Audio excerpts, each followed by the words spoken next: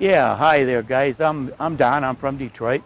Just moved down here to Sun City in October, and this is my 1969 Dodge Charger. Now, this is the Dodge that won the first Woodward Drag Race 2016 Roadkill, sponsored by Dodge, $10,000 first prize. This is a Moran Motorsports custom-built 540-inch Hemi twin turbo, and we're running 2,240 horsepower on this motor.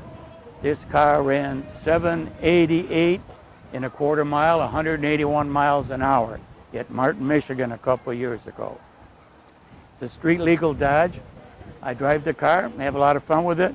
It's going over real good in Florida, and we're having a great time today.